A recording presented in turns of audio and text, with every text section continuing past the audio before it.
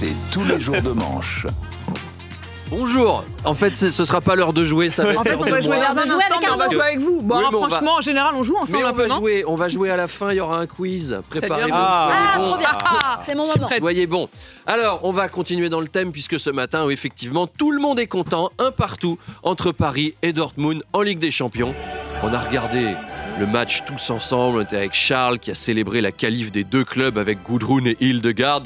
Ces deux copines allemandes qui ont des piercings dans le nez, des Doc Martens et des cheveux bleus. Elles sont très sympas. Faut juste aimer les coupes au bol. On les salue. Emmanuel Le Chypre était content aussi, il était pour les Allemands, il était intarissable. Moi j'adore Dortmund.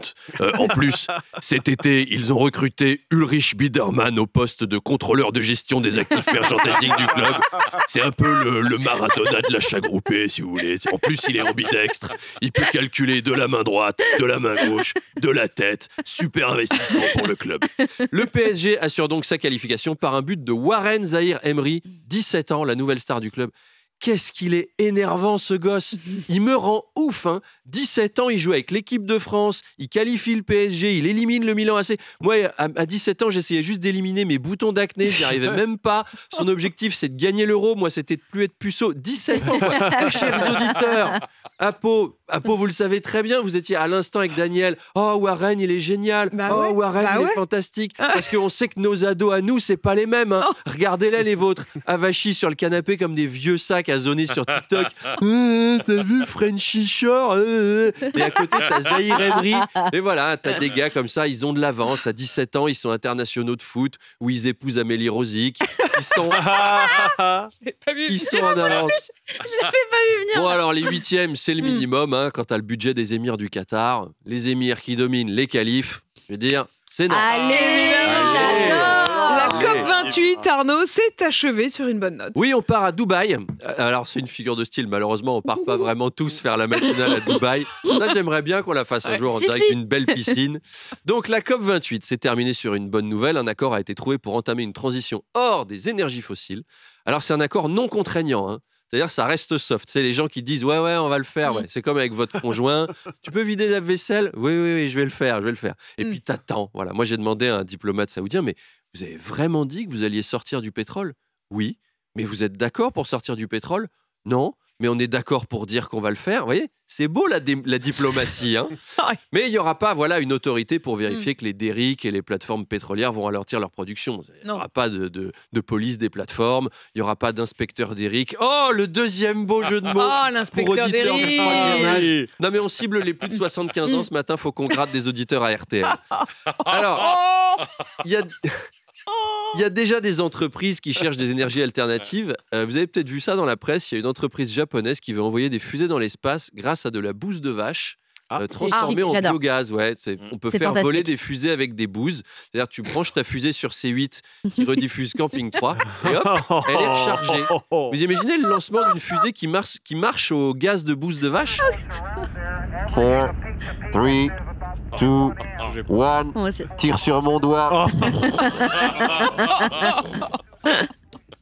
Allez, on passe à un sujet plus sérieux. Allez, Justice, Arnaud étudie en ce moment une demande de l'association Mémoires et Partage, faire débaptiser le quartier de la Négresse à Biarritz. Oui, on en a parlé. Donc, c'est un nom qui est jugé raciste et sexiste. Il a été donné au 19e siècle par des soldats napoléoniens parce qu'une esclave noire travaillait dans une auberge du quartier. Bon, là, elle y travaille plus, donc a priori, ça veut dire qu'on peut changer le nom. Alors, je sais pas si vous êtes déjà allé au quartier de la Négresse. Jamais. Non. En fait, vous prenez la rue des Shintok, vous arrivez place des Rital, là vous tournez avenue des Rastaquaires et hop, vous êtes arrivé.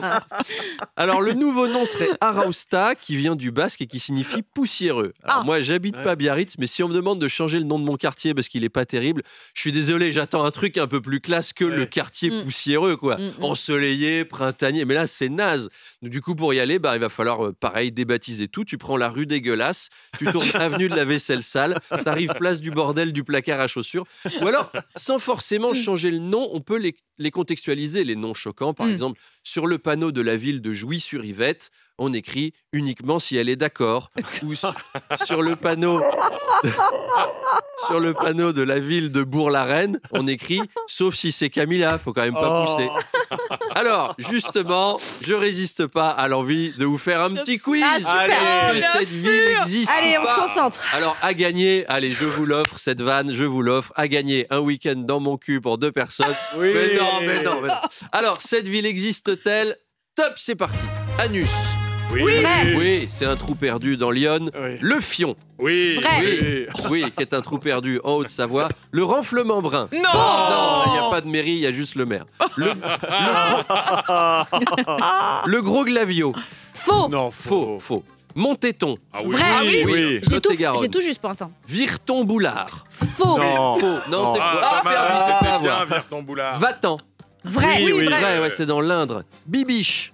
Non. Oui, Vrai. Si, la en bibiche. Moselle. En Moselle, Elle vous pouvez est voir bonne, Bibiche. Elle va gagner le week-end à mon cul. On y va. Morlaix-les-Deux-Verges. Vrai. Non. Ah non, Ça c'est retombe. raté, Amélie, C'est c'est raté pour mon cul. Et Bécrevon. Ah oui, Bécrevon. oui, oui, Oui, oui. vrai, c'est Vrai. dans la Manche. D'accord. Saligo. Vrai. Si, en Haute-Pyrénées, Allez. nique la police. Oh. Non, mais on a ça un panneau sur 2 en Seine-Saint-Denis. C'est presque vrai. Allez, à demain.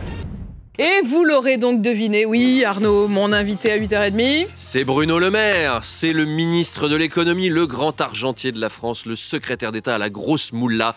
C'est le président de la thune, c'est un homme sérieux que son père a très bien élevé. Mon père m'a dit Bruno va te faire couper les cheveux. Voilà. Et une coupe de cheveux plus tard, Bruno devenait cet adulte raisonnable qui reste en fait la dernière valeur sûre du gouvernement depuis que Gérald Darmanin s'est fait amocher le renflement brun sur sa loi immigration. Bah oui, le pauvre. Bruno Le Maire est mobilisé pour lutter contre l'inflation qui paradoxalement permet à la droite de retrouver la belle France d'autrefois, celle où on offrait aux enfants une orange à Noël. Parce qu'on n'aura pas les moyens d'offrir une PlayStation. Hein, là, il n'y a que le Il y a coffre qu'RMC. RMC. Il y a que le Exactement ce coffre que j'allais RMC. vous dire. Bruno Le Maire a signé une tribune dans Les Échos avec les ministres Olivia Grégoire et Roland Lescure pour défendre l'habillement français, car de nombreuses marques françaises souffrent, Koukaï, Jennifer, Camailleux, San Marina. Donc il a dit « Je recommande donc aux Français d'être patriotes. Habillez-vous à la halle aux vêtements pour aller travailler. Pour une fois, faites comme les députés de la France insoumise.